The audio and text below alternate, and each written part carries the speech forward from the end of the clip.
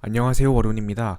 이번에는 대학 장구를 우리가 본격적으로 읽기 전에 이 책은 개략적으로 어떤 내용을 담고 있는지 요약해서 알아보도록 하겠습니다. 첫 번째, 대학이란. 이제 대학은 아시다시피 원래 하나의 책이 아니라 얘기라는 그런 서적 안에 있는 하나의 편이었습니다. 요즘 표현으로 하자면 챕터라고 할까요? 정현이라는 한나라 대학자는 삼례 목록이라는 책에서 다음과 같이 설명했습니다. 대학자, 이기기 박학, 가이위정야.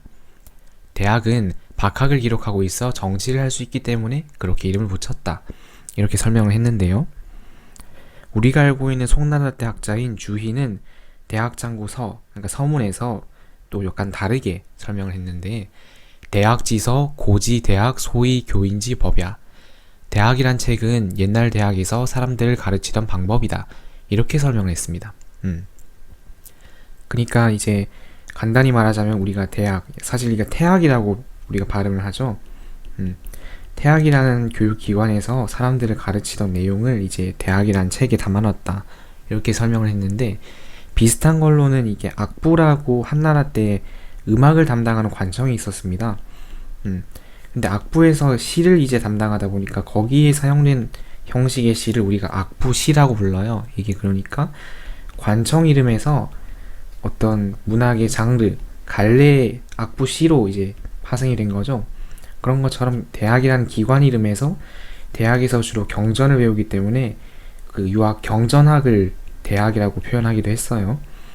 그런 관점에서 아마 주의가 이런 설명을 한 것 같고, 주석에서는 또 대인지학, 그러니까 대인의 학문이다라고 풀이를 했는데, 대인은 이제 어린이랑 비교해서 다 큰 어른 이렇게 볼 수도 있지만 위대한 사람 또는 훌륭한 사람을 대인이라고 말하기도 하죠. 그런 관점에서, 주의의 관점에서 대학 장고를 읽으시면은 아마 이해가 잘 되실 겁니다. 자, 다음으로는 유학의 도통. 이게 도가 어떤 계통으로 전수되었는가 하는 문제를 다룰 텐데요. 첫 번째 보면은 요순이 보이죠. 요임금과 순임금. 그 역사적으로 증명되진 않는데 그 전설상의 어떤 훌륭한 군주들이었다고 하는데요. 아마 요순시대 이런 말은 들어보셨을 거예요. 뭔가 태평성대, 뭔가 잘 흘러가는, 잘 다스려지는 시대를 전통적으로 요순시대라고 불렀듯이 그런 어떤 관념상의 사람들이죠. 그리고 우임금은 하나라 때 군주이고 탕은 상나라 때 군주인데, 이제 탕임금부터는 역사적으로 약간 좀 자료가 나오기 때문에 역사시대로 인정을 받습니다. 그리고 밑에 주나라 때 문왕과 무왕, 그리고 주공. 주공은 임금은 아닌데 이제 임금 자리를 대신해서 섭정을 했기 때문에, 정치를 대신했기 때문에 여기에 또 이제 포함이 된 거고, 그리고 우리가 잘 알고 있는 공자가 여기 보이시면은 가운데 있고, 그 뒤에 있는 증자, 자사, 맹자라는 공자의 제자들, 제자 이후에 이제 사람들이 연결되는데, 전통적으로 이제 송나라 대학자들은 공자를 어떤 역할을 한 사람을 보냐면은 요임금, 순임금, 우임금 같이 고대의 훌륭한 임금들이 있어요. 여기에 이 임금들의 어떤 업적을 잘 모아서 편집을 잘 해가지고 집대성에서 후세의 학자들에게 전달을 한 인물로서 그런 평가를 받고 있습니다. 근데 이제 이게 맹자 이후로 끊겼다가 나중에 송나라 때 와가지고 주희 시대로 이제 연결이 되었다, 주희 자신에게 연결이 되었다, 이렇게 생각을 하고 있는 거죠. 그리고 이제 오경에 대해서 간단히 이야기를 해볼 텐데요. 방금 보여드렸듯이 공자가 이제 이전에 고대의 훌륭한 군주들의 어떤 업적을 잘 정리를 해가지고 후세에 전달을 했다라고 말했잖아요. 그래서 그 내용이 여기 나오는데, 시경, 상서, 주역, 애경, 춘추. 춘추는 이제 역사서고, 아마 시경, 서경, 주역 이거는 우리가 뭐 사서, 삼경 할 때 들어보셨을 것 같아요. 이런 문헌들은 공자 시대에 이미 고문헌, 고전으로서 평가를 받던 문헌이었는데, 그러면 이제 그 당시 사람들도 이게 옛날 거다 보니까 어렵단 말이죠. 그런데 우리가 생각을 해보면은 공자가 살던 시대랑 송나라 때 주희 시대 사이의 간격이랑 송나라 주희 때부터 현재를 살고 있는 우리 시대 사이의 간격이 비교해 봤을 때 앞에 게 훨씬 더 길거든요. 공자랑 주희 사이가 더 길어요. 그러니까 송나라 학자들 입장에선 얼마나 더 어렵겠어요. 이미 춘추 공자가 살고 있던 춘추 시대에도 오경이라는 책들은 옛날 문헌으로 어렵다, 이해하기가 조금 난해하다 이렇게 평가를 받았는데 송나라 때 학자들은 굉장히 더 고난이 많았겠죠. 그리고 이 경전들이 나중에 좀 더 분화되기도 하고 추가가 되기도 하면서 송나라 때는 13경으로 체계가 완성이 되는데 우리가 시경, 서경, 주역 이건 3경으로 이제 그대로 있고 예경이 이제 분화가 되어서 의례, 주례, 예기가 되고 춘추란 역사서에 대해서 어떤 해설, 해설이 추가로 붙으면서 춘추공양전, 춘추곡량전, 춘추좌시전 이렇게 세 개의 전이 생기고 우리가 잘 알고 있는 논어맹자, 효경이하가 마지막으로 들어갑니다. 이 시경, 서경, 주역을 우리가 삼경이라고 부르고 의례, 주례, 예기를 3대, 춘추공양전 이렇게 세 개의 전을 춘추 3전이라고 불러서 총 9개에다가 논어맹자, 효경이하가 추가되면 총 13개가 되겠죠.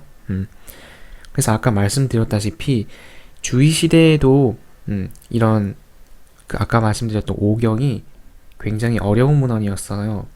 그래서 이 오경은 사실 공자 이전의 문헌이다 보니까 공자 자체의 사상과는 조금 거리가 있을 수도 있는데 그거를 이제 편집을 통해서 집대성을 통해서 후세에 전달이 된 거다 이렇게 했고 그렇다면은 우리는 공자가 직접 남긴 문헌에 좀 더 집중을 해보는 게 어떨까라는 게 주의를 비롯한 신유학자들의 사상이었던 거죠. 그래서 아까 말씀드렸다시피 논어, 맹자, 논어는 이제 공자와 제자들의 문답이고 맹자도 마찬가지로 맹자와 제자들의 문답이고 아까 말씀드렸다시피 예기 전체가 아니라 여기서 대학과 중용이라는 편을 따로 떼와요. 그래서 이거를 하나의 책으로 만들어서 논어맹자, 대학 중용을 4개의 책으로 만들어서 사서 체계로 바꾼 사람이 바로 주희가 되겠죠. 이렇게 이해를 하시면 되는데요. 이제 아까 보여드렸다시피 사서는